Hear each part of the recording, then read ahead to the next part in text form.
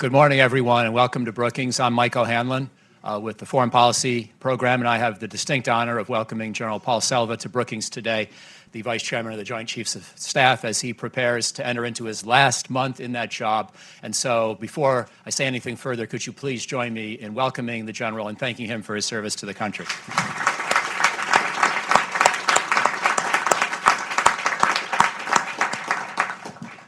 I just wanted to give a quick word of background as to how we're going to try to proceed today, and also General Selva's background that is so well suited to the topic before us, because even though we'll save the second half of the hour for you and your questions, I want to have a little bit of a focused conversation on issues of where we stand in defense technology. And there are a lot of things that the Vice Chairman has to worry about, but as you know, in many of the recent periods in American history, since we've had this position for the last 30-some years, the Vice Chairman has often been seen as sort of the lead technology guy among the Joint Staff, the person who's able to think about strategic issues, technological issues, and so forth. And that's never been more true than with General Selva, who has been at the center of the third offset concept in the latter Obama years, who has been at the center of a lot of the national defense strategy thinking on reviving our focus on technology and competition with great power threats in the national defense strategy of the Trump administration. And this builds on his career in the Air Force, where many of his jobs have been focused on strategic planning or some other kind of technology-related subject. And so I just want to very quickly, by way of introducing the General and then starting the conversation, point out a couple of what I consider the most interesting parts of his bio. He's had a lot of operational assignments in the tanker and airlift worlds, and also in Pacific Command and elsewhere. But if you look through his bio, there are a lot of jobs that really got him thinking about long-term strategic trends, including technology, including great power competition, whether it was with the Pacific Command, as I just mentioned, whether it was with Andy Marshall back in the day at Net Assessment, with the Air Force QDR office at one point in his career, and his various key positions as assistants to the chairman of the Joint Chiefs, for example, thinking about all the things the chairman has to think about, including modernization, technology, innovation, and the future of warfare. So with that as a backdrop, General, I just wanted to begin by asking just for your overview on how you feel that we're doing with this 2020 budget, with the last couple of years of budget trends as they match up against the third offset and the national defense strategy. Are you seeing meaningful change in how we're allocating defense resources and doing defense planning? First of all, thanks for the question. I want to start by apologizing to all of you because I know you had to flex your schedule as a consequence of my schedule exploding yesterday afternoon. So I appreciate your indulgence in making this happen. Michael, to your question, I think we are making progress, but I'm impatient. The progress is simply not fast enough. That's not a judgment on the allocation of the budget or the effort. It's a judgment on the cultural change that's required to take advantage of the speed of change that's happening in the technology sector. And so if you think about what the department looked like when I was in it 20 years ago working for Andy Marshall, we were still at least on par with commercial industry as the driver of technological change. That's no longer true. We put demand signals on industry for specific changes in technology. An example would be hypersonics. But the technology sector is moving today largely as a consequence of private investment. 10-to-1 private investment. That ratio was almost completely the opposite in the 70s, 80s, and early 90s. About 20 to 30% of the hardcore technical change that we needed in the military was funded by the private sector, and 70 to 80% was funded exclusively by the military. And so we have to learn how to take advantage of these cycles of innovation and change in the commercial sector. And to be honest, that's difficult for the military. It's not that we don't want to take the risk of bringing in new technologies. We don't actually have a mechanism to assess the value of the new technologies and the potential risks that might accrue to them. So that's the part where The budgets don't fix that. That's a cultural issue that we have to fix inside of the services and inside of the department. We're pushing pretty hard on it. It's still going to take a little bit of time. To the core of your question about the allocation of resources, there's a substantial amount of resources going into technology advancement, to experimentation, and driven by the guidance of the National Defense Strategy. We're focusing specific experiments on the complexity of our peer competitors. So the complexities that are presented by the military forces that Russia and China can field are complexities that we know how to deal with today, but as they advance, and they will, we have to advance at a similar or faster pace. That's going to cause us to come back to my original proposition, which is we have to incorporate new technologies faster because that pace of change is not going to slow down. When you talk about the private sector driving innovation, is that especially true in sort of the dot-com and electronics worlds, or is it even true in vehicles and propulsion and many of the other areas of defense technology? So it is true, except in the most elegant of military technologies. Our civilian counterparts don't develop better explosives. They don't develop better targeting systems. They don't develop better sensors to guide weapons to targets. Those are, I would argue, uniquely military things. There's a whole menu of those that our commercial counterparts are simply not interested in. But if you just use autonomous vehicles, self-driving cars as an example, the integration of the sensor systems that allow those vehicles to operate safely in and amongst the rest of us, that set of technologies, sensors, sensor integration, artificial intelligence to make sense of what the sensors are seeing, those have some inherently military utility, and we ought to be figuring out how to bring that technology in. And so there's kind of there's two ends of the spectrum. The things that are uniquely military we'll have to push. We also have to figure out how to embrace and use the tools that are not uniquely military. One more thing caught my attention in your first answer, which was you said we don't have all the mechanisms we need, and we also don't have the right culture. That you made both those points. On mechanisms, to what extent has breaking down the Undersecretary for AT&L into two separate component areas of specialization, has that progressed? Has that helped? Is that just not adequate to the scale of the challenge before us? So what I would say it is still progressing. The wisdom in breaking out the research and engineering expertise in the department as the representatives of what is technically possible, and also empowering them to push the edge of that technology to say, if it's technically possible today, what would you change? What new things would you invent that would allow you to move even further and faster? I think the wisdom of doing that will stand the test of time.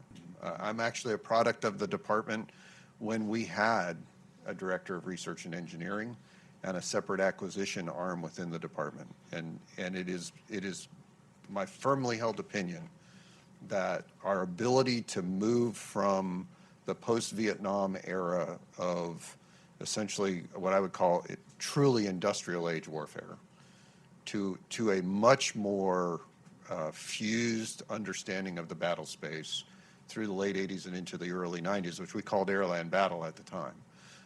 That would not have happened if we had not allowed DDR&E to move down a path of looking at what it would mean to be able to strike our adversary deep into their second and third echelon, to prevent their reinforcements from ever making it to the front lines. And that is the recipe that we have been living off of for the better part of the last 30 to 40 years.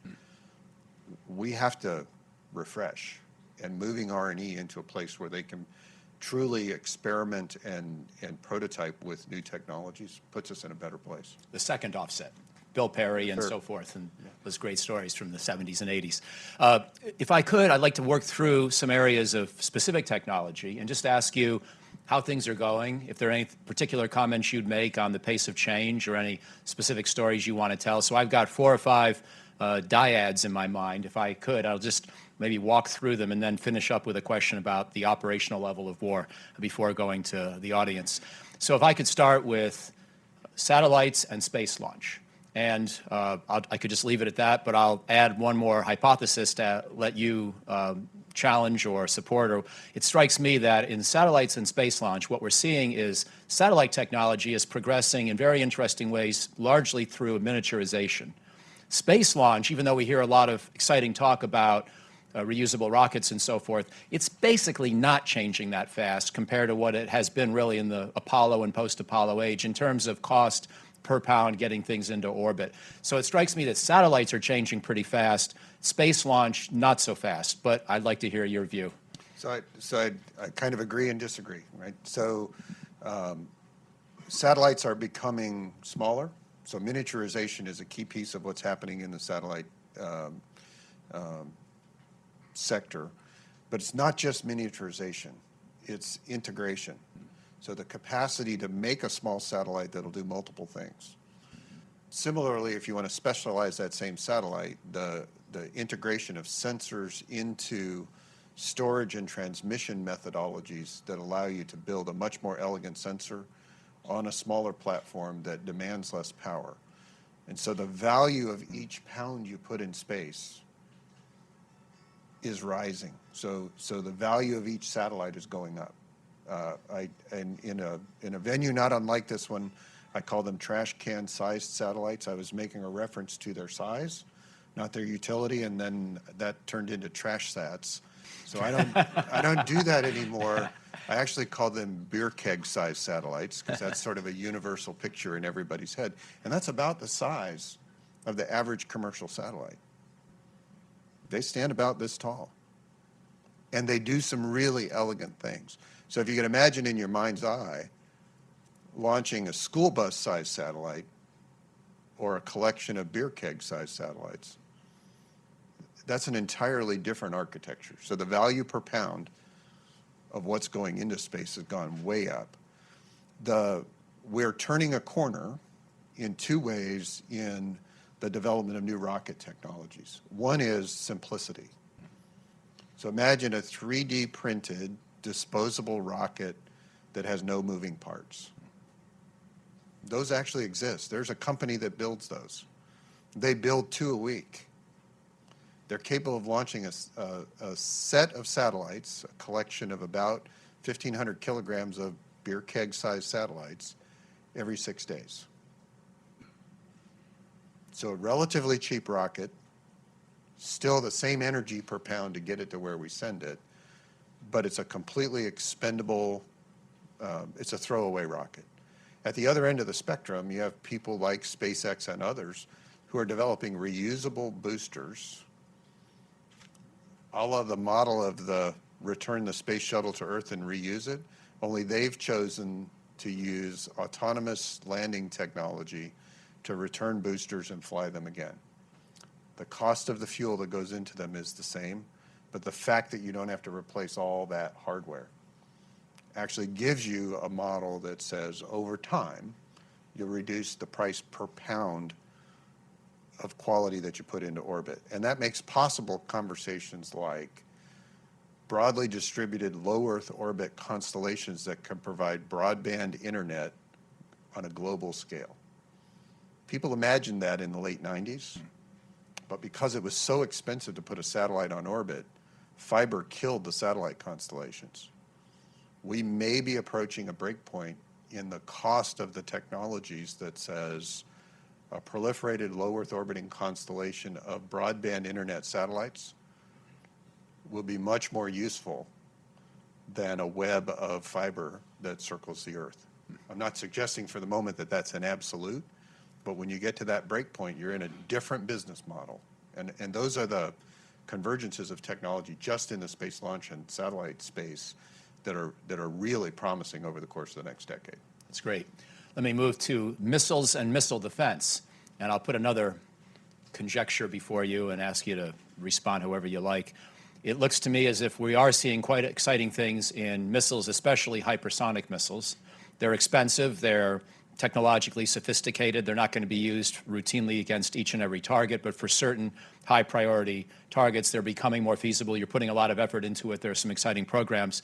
By contrast, missile defense looks to me to be an area where we've seen hit-to-kill technology sort of arrive and look pretty good, but you still have the dilemma of having to use one interceptor per incoming, which tends to still mean that the offense has the edge. And until we get to a place where directed energy is more doable on a larger scale over longer distances than is currently the case, the offense still has the advantage. So it looks to me as if hypersonics are impressive. Missile defense is still, while impressive, trying to compete in an area where it's sort of behind and probably going to stay that way for a while.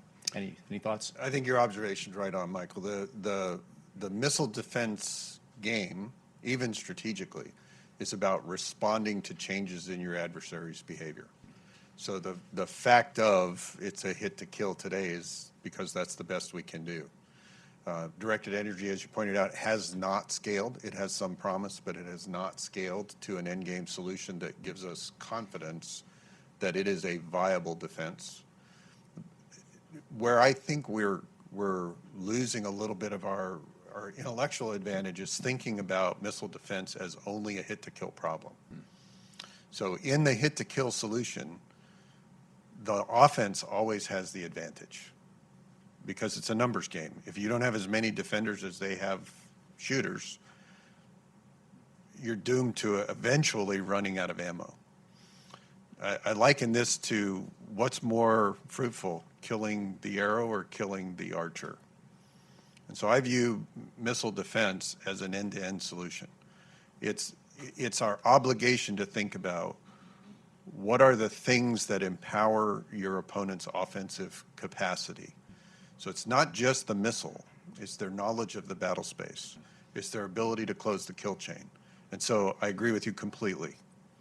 Hit to kill, we will always be behind the power curve by definition, because you're adapting to the enemy's behavior. What I'm suggesting is that we break the link, that we get inside of their command and control architectures, that we get inside of their missile control capability and capacity, and that we even target the launchers.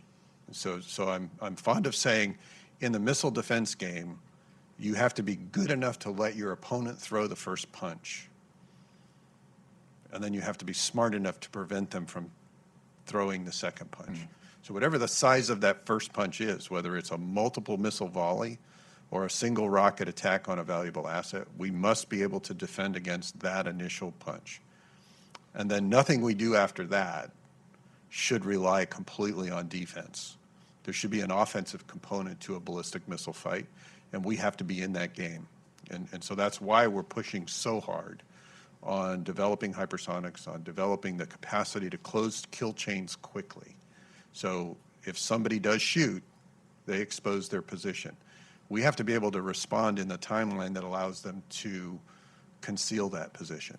And those are fairly short kill chains. If we press on that end of the game, then we're addressing both bookends to try and come up with a solution. And you mentioned command and control as well, which leads naturally to a question about cyber. So if I could ask you about cyber offense and cyber defense, and it looks to me as if, and again, I don't want to sound like I'm a broken record, but again, the offense would seem to have a certain amount of the advantage with the caveat that often with cyber, you don't really know how effective the attack is going to be until you carry it out, because you don't know what the ripple effects will be through the system, and you also don't know how long the adversary will require to repair whatever damage you've done. So in that sense, there are uncertainties to the offense, but it still looks as if the offense in today's world has an advantage over the defense. For example, if I look at the Defense Science Board study of 2 years ago on cyber deterrence, they basically said they can't really vouch for the cyber resilience of any major U.S. military system whatsoever. That may have been slightly dramatic, but it was pretty stark. So I wondered how you would react on the cyber front to those hypotheses. Thanks for that. Drama does move us to action. And yes, that is a dramatic description of our systems. To be fair, we have a menu of cyber vulnerabilities. I won't discuss the details here, but we are aware of what those vulnerabilities are, and we're moving pretty quickly to close them. But given the breadth of the technology that we deploy, so I use my favorite example. We have at the very same time the newest tanker in the world, the KC-46, and we are operating the KC-135, which is 65-year-old technology. The engineers that designed that airplane had it on the drawing board in 1955. And we're obliged to maintain both the cybersecurity of that weapon system with a 65-year lineage and one that has just come off the assembly line. And I could draw that example for the F-35 and the F-15 and F-16. I could do the same thing with the Aegis-class cruiser and some of our aircraft carriers.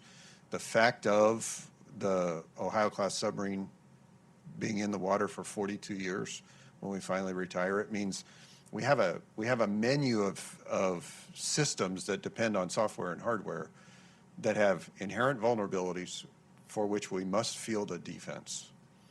And this is where operating at machine speed matters. Because if you can't defend all of the subsystems on a particular weapon system or a particular command and control network, you have to build a system around it, almost like the layers of an onion. You want to protect the center, you have to build enough layers of defense around it, and those layers must operate at a fast enough speed to detect intruders.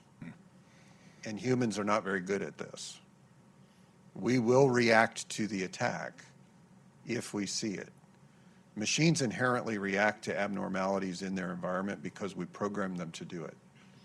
And this is a place where an awful lot of commercial work has been done to protect intellectual property.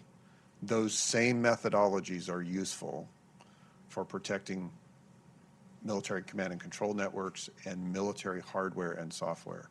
And so the idea that we would necessarily build an architecture inside the Defense Department out of whole cloth to help us with cyber defense is one of those places where we have to get over this cultural sort of proclivity to say, if we didn't build it, we won't trust it.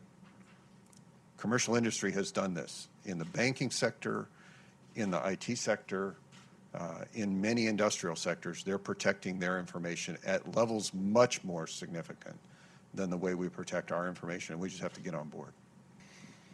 Two more dyads, and then we'll wrap it up and then go to the audience.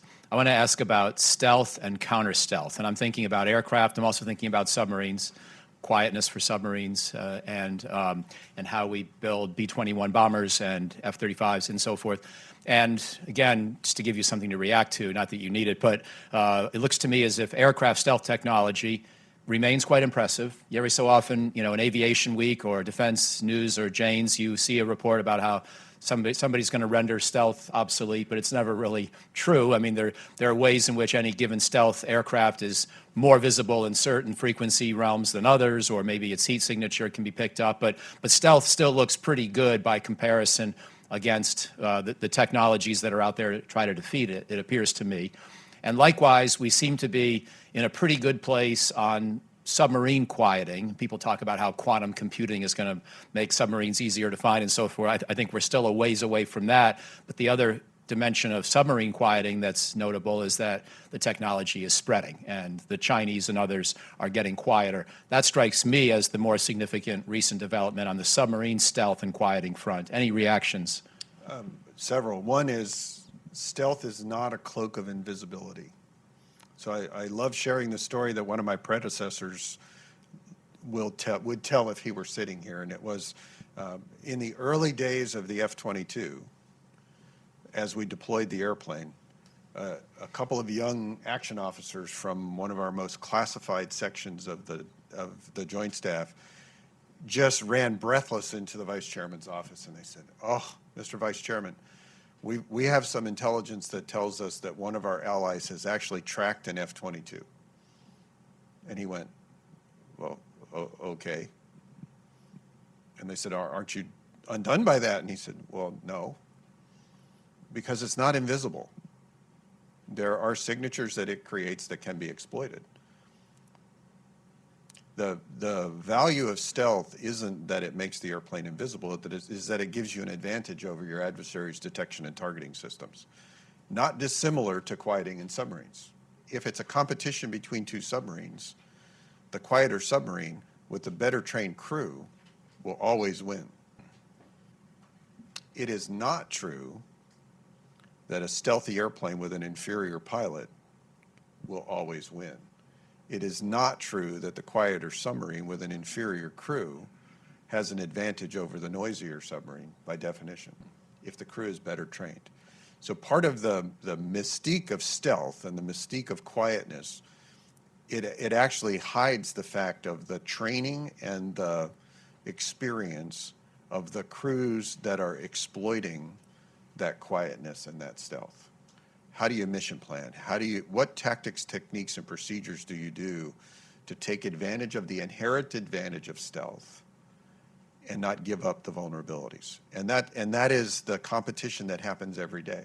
If you think about it in terms of the F-16 and similar fighters that were deployed by our competitors in the 70s and 80s, the advantages that the F-16 had were speed,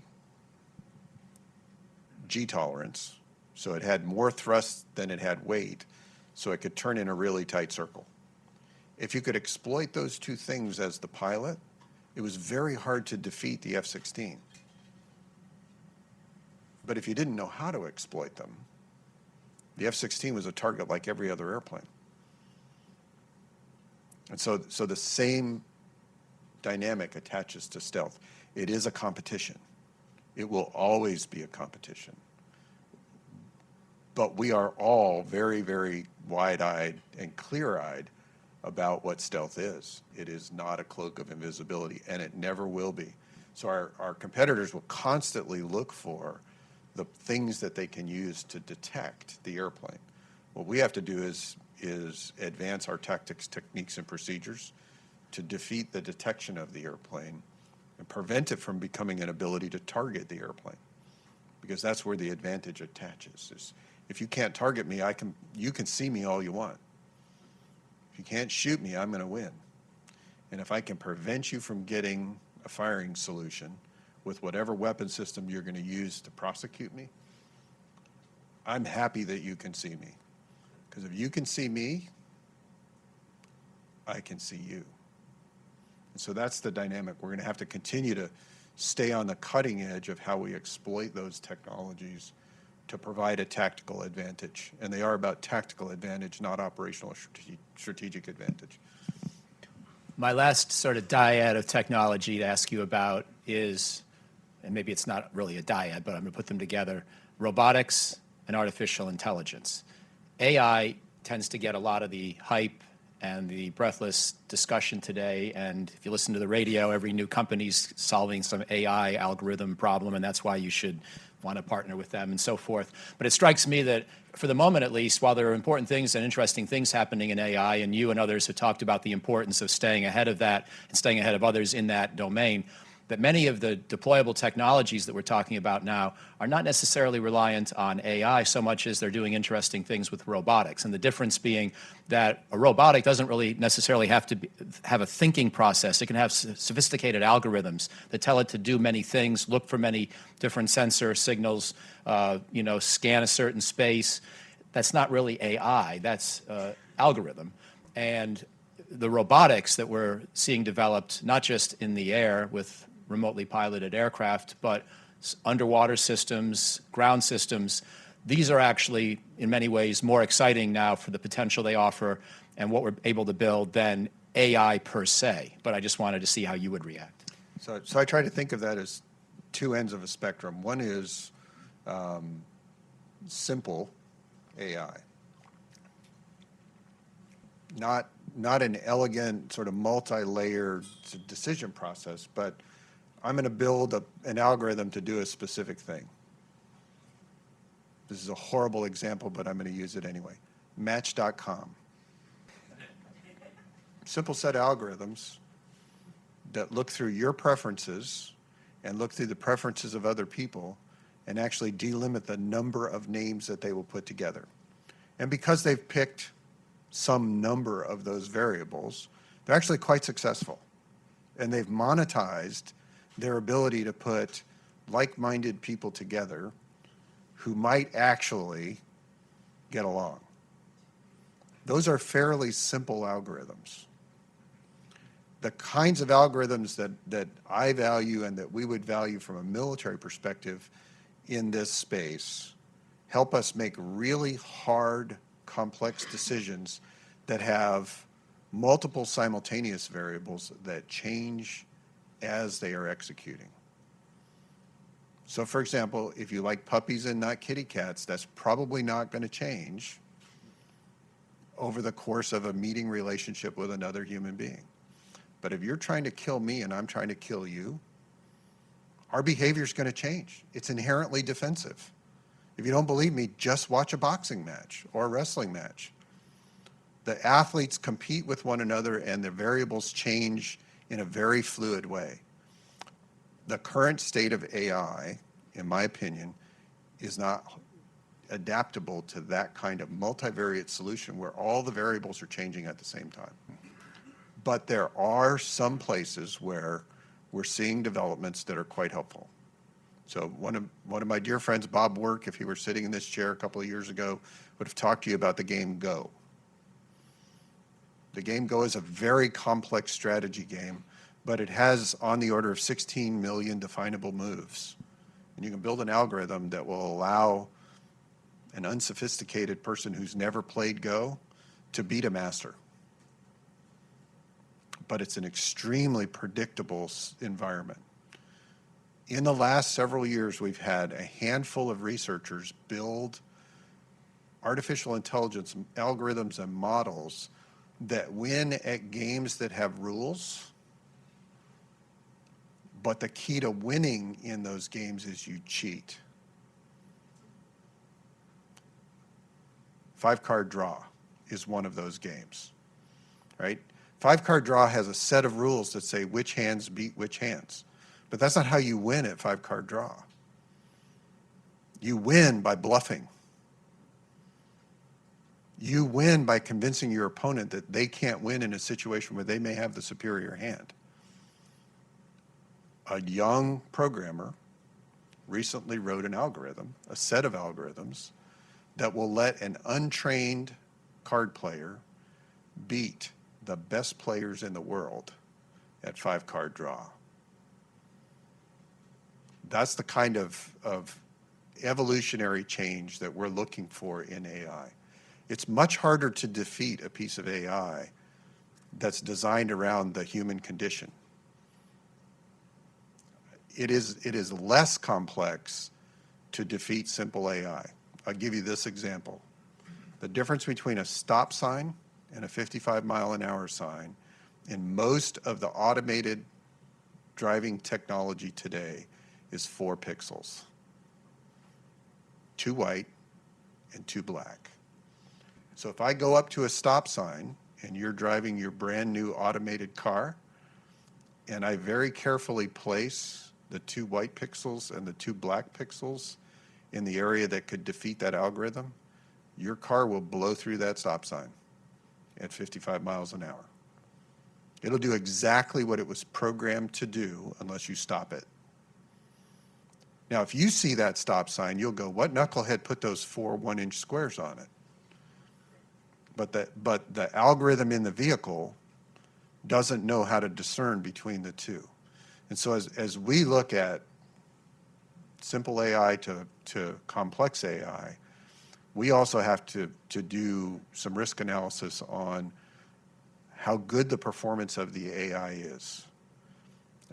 My brother and I don't look the least bit alike, but we are sons of the same parents. 60% of the time that one of the most popular facial recognition algorithms in the country identifies us, it identifies us incorrectly. So I am now given credit for going to concerts that he goes to, and he gets credit for going to concerts that I go to. If you take that uncertainty and you lay it across robotics, we have to be really careful.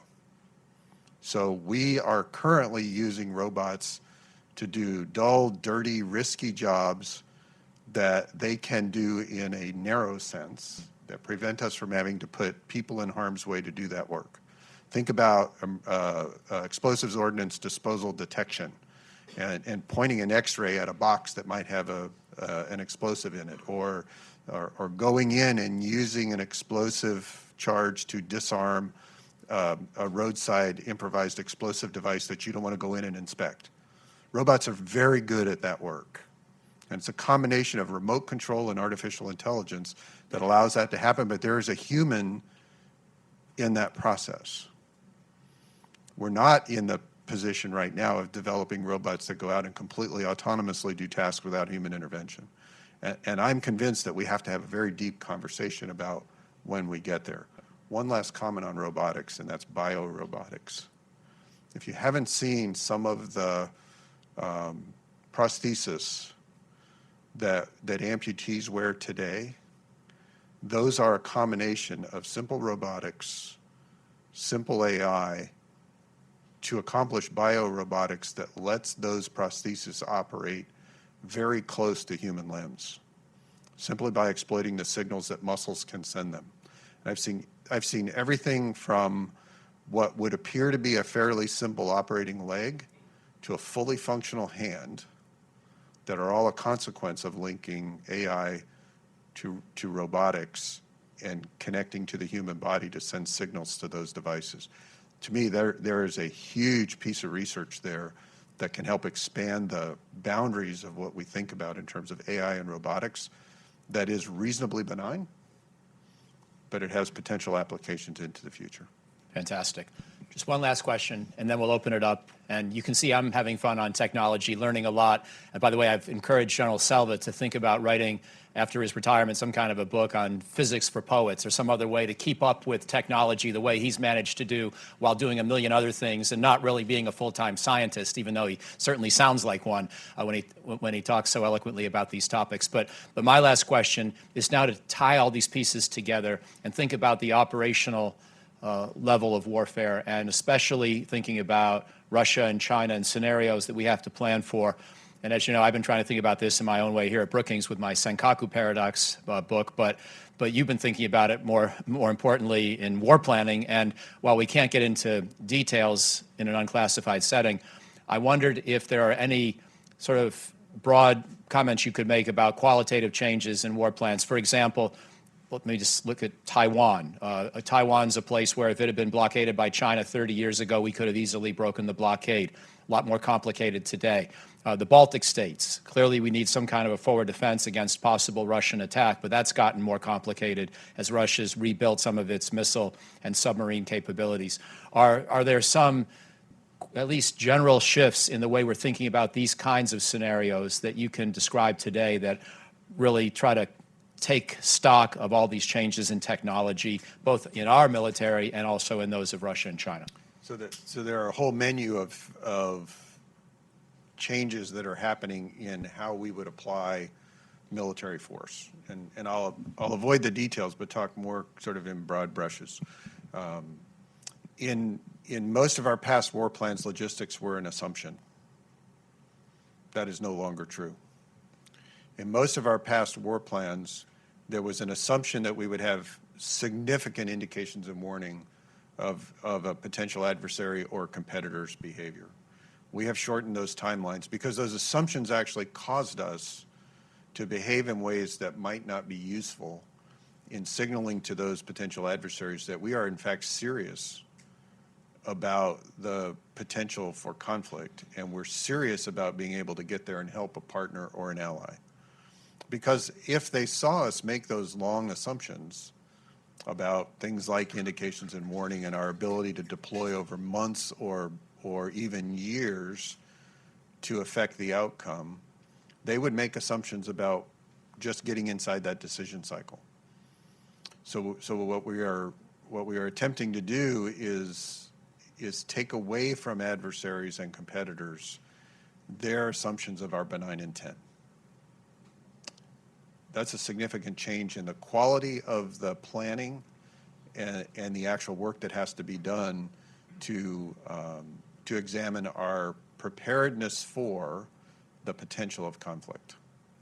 And in the game of deterrence, your adversary has to believe that you not only have the capacity, but you have the will to resist whatever it is they're going to do, and that they can't win.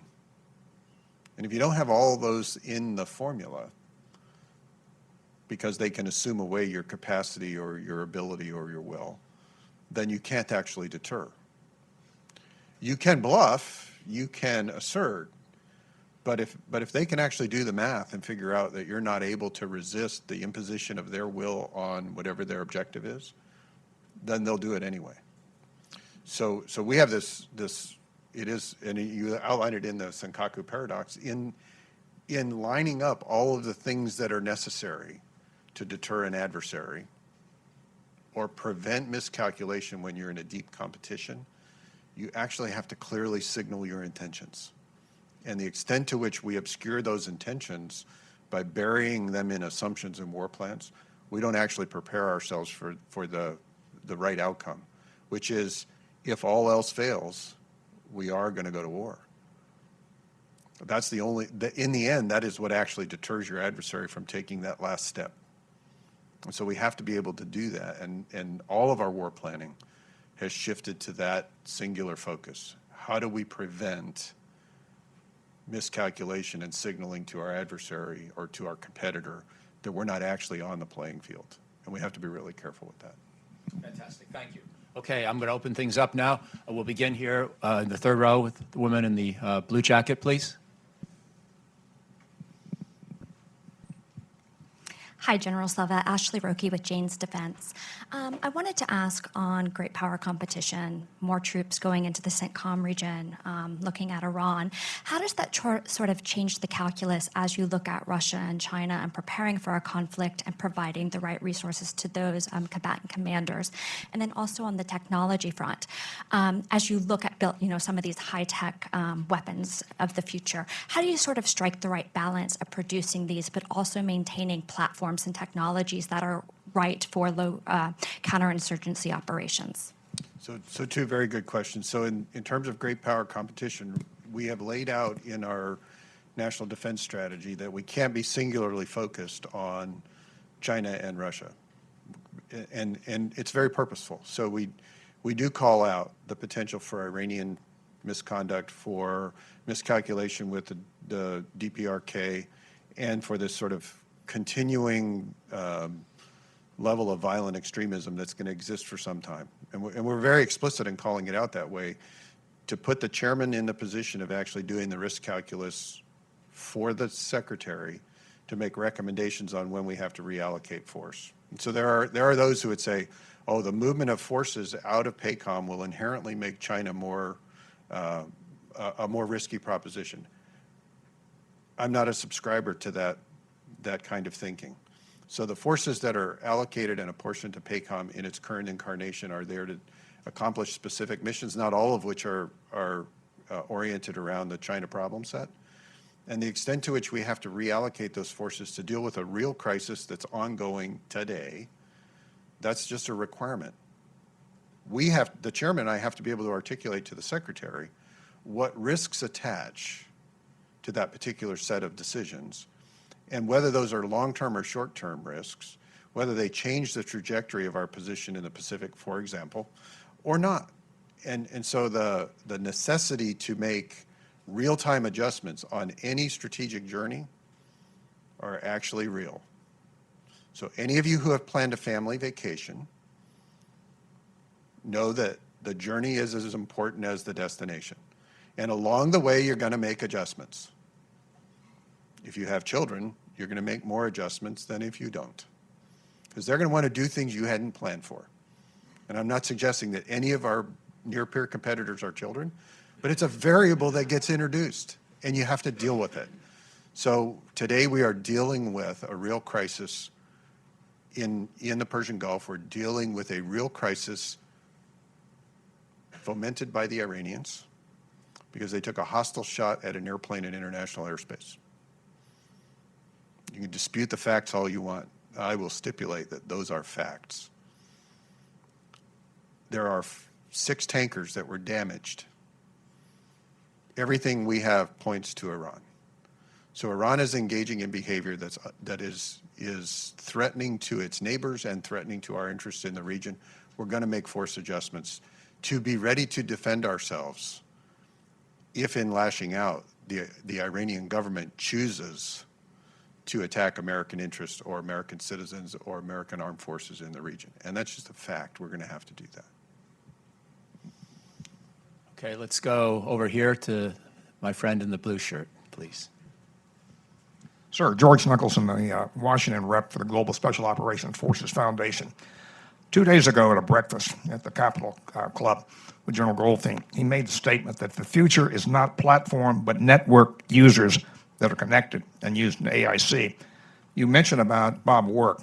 A year ago at SICE, he made the comment, the problem we've got in the Pentagon are the three big tribes: modernization at all costs, readiness at all costs, but the worst tribe we've got is force structure at all costs.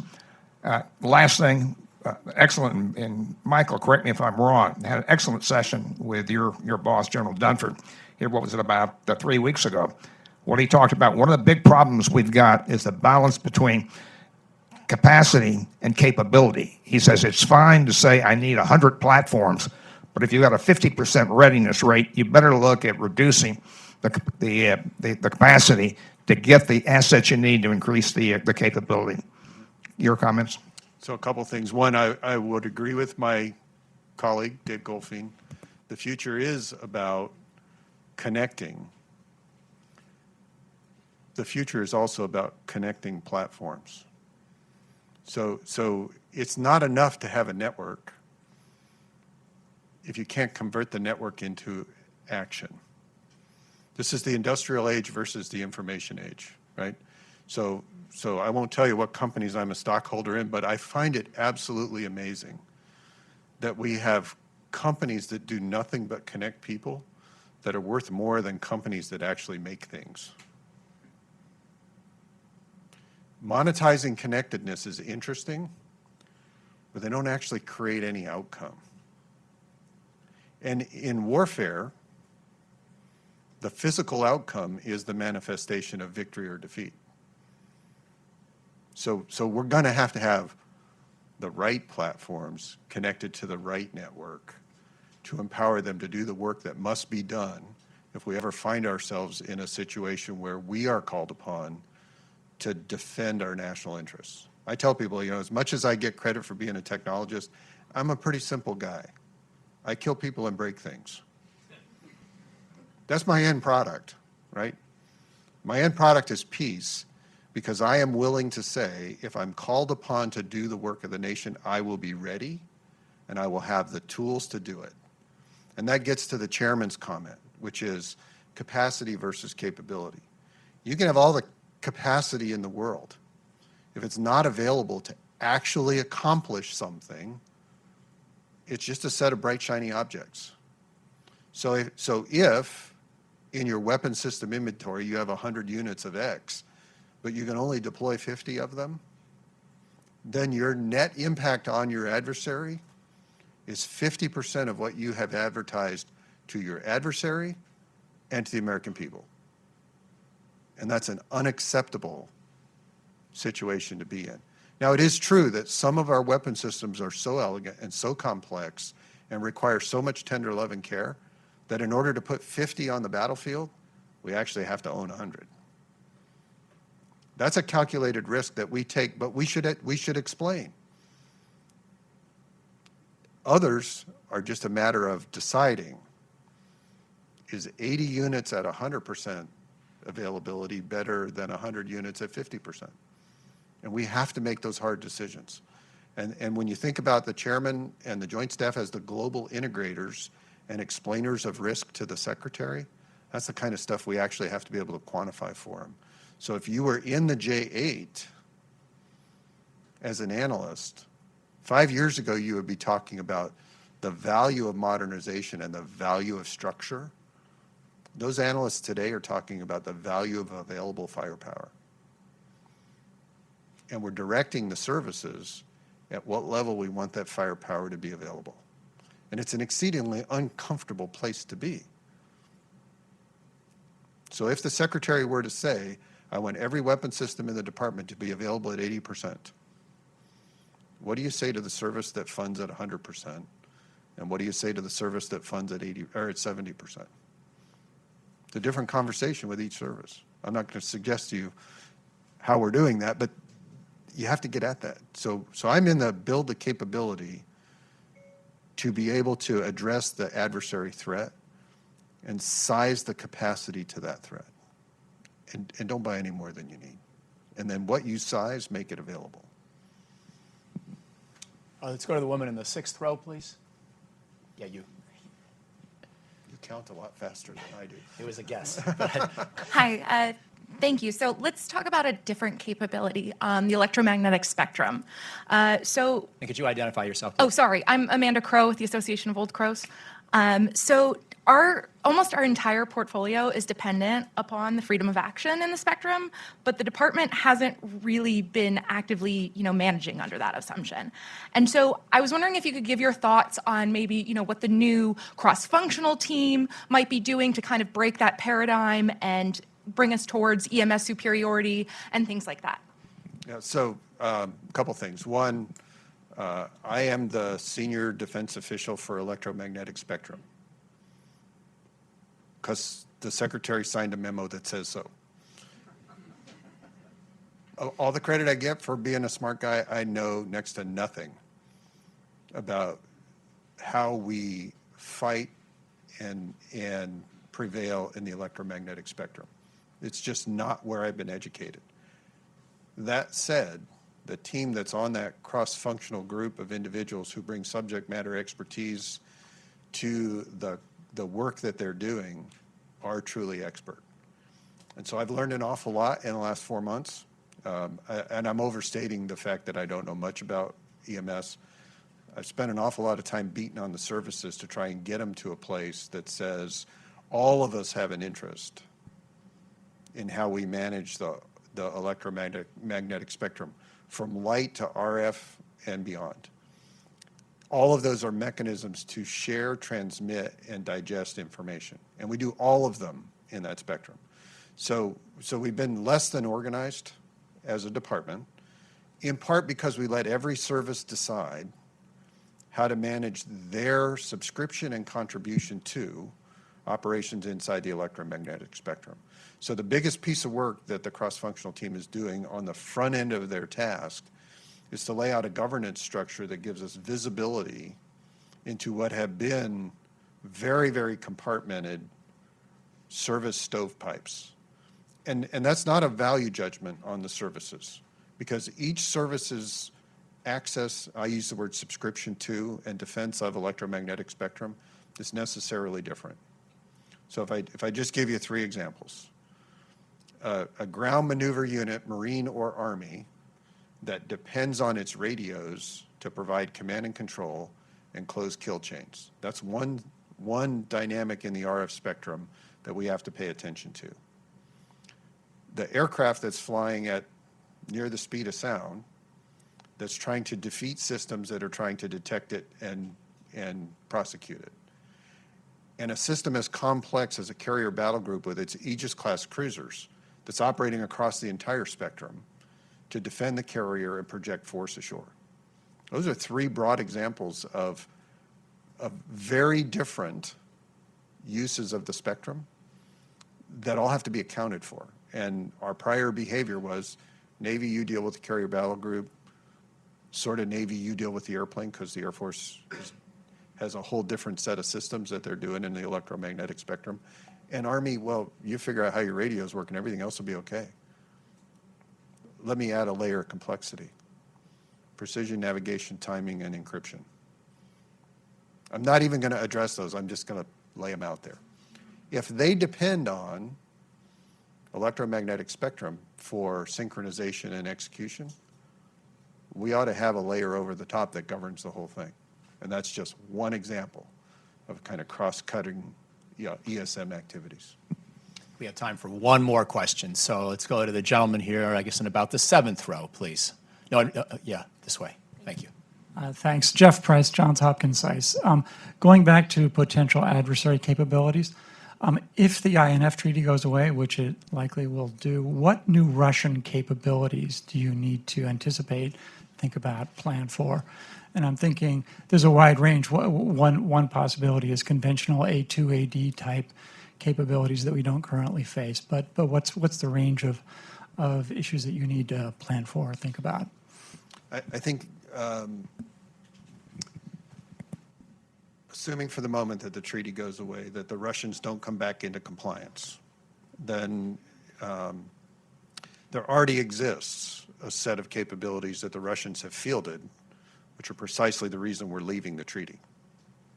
So those capabilities exist today. Subsonic, high subsonic, long-range cruise missiles, for which our NATO allies and the United States are going to have to figure out a methodology to deal with. And I don't even put those in the bin of A2AD. They're destabilizing escalatory weapons that all of us said we wouldn't field, and the Russians fielded them. So we're having to deal with that today. We have not, as a matter of course, had to prepare ourselves for that density of cruise missile defense across the entire continent of Europe. Given that those systems can range almost all of Europe from sovereign Russian territory, we're going to have to figure out, as an alliance and as an individual contributor to that alliance, how are we going to deal with that threat? But the rest of your question is actually the part that could be inherently and increasingly more destabilizing. Remember, the reason INF came into force was less about the cruise missiles that took 45 minutes to several hours to reach their targets than it was the ballistic missiles that put Europe and Russia, then the Soviet Union, in a position to actually have an all-out nuclear fight that lasted about 11 minutes. Moscow feared that technology. It was the Pershing II. We were equally cautious about the capacity of the Russians to inflict significant nuclear harm on Europe with short range, 500 kilometers or so, ballistic missiles that had a time of flight that was measured in low double digits of minutes. And so INF has been an inherently stabilizing agreement across the European continent to include European Russia since its inception. When the Russians decided to break out of the treaty and attempted to hide it, they put us in a position where we didn't really have a choice. They are quite literally a month and change away from the treaty going out of force. They maintain that they haven't violated. They accuse us of violating. The fact of the matter is, the only weapon system that exists today that violates the treaty is in the hands of the Russians. So if you stipulate all those as fact, then we really do have to deal with that. What are we going to do to defend against those assets? Is there an offense and defense component to that? I will suggest there is. I don't suggest for any time that improves their ability to do their area denial and anti-access strategy. What it does give them is the capacity to make real what General Gerasimov has said for many, many years, which is they believe they can escalate to low-end nuclear warfare to de-escalate a situation where they might be losing ground in Europe. And we now know they have in their hands the tools to do that. So there is a doctrine and a strategy at a military level that actually matches the tools they've deployed. To the rest of your question about some of the other I use in quotes, the innovative weapons that they have deployed, the extent to which those weapons cross the nuclear threshold, we need to be absolutely clear that crossing the nuclear threshold is just that. And we reserve the right to reply in kind. So a small-scale nuclear attack is crossing the nuclear threshold. And that willingness and determination to answer in kind has been the bedrock of deterrence for as long as nations have been pointing nuclear weapons at each other. So I think before we even think about walking away from that, we have to not get all jazzed up about, well, they have this new innovative way to deliver a nuclear weapon. The act of delivering it is crossing a line that's unacceptable. And that's served us well for nearly 70 years. And I would suggest it should serve us well with every nuclear-capable nation in the world. If you cross that line, we will respond in kind. And that's an important dynamic in how we articulate the fundamentals of deterrence. So it is sad that the Russians felt like they could surreptitiously break out of INF and we wouldn't figure it out. It's equally sad for the world that they didn't cure their misbehavior. That gives us a tactical and operational challenge that we're going to have to step up to, and that's back to some of Michael's observations about the dynamic of missile defense versus missile offense. And we're just going to have to address that in Europe with our allies as a NATO alliance, not as an individual country. But thanks for your question. Thank you all for being able to do this and for being able to adjust your schedules on relatively short notice to accommodate a conversation between Mike and I. And thanks to all of you from me as well, and please join me in thanking General Selva. Thanks for watching. Be sure to like and subscribe for more videos from Brookings.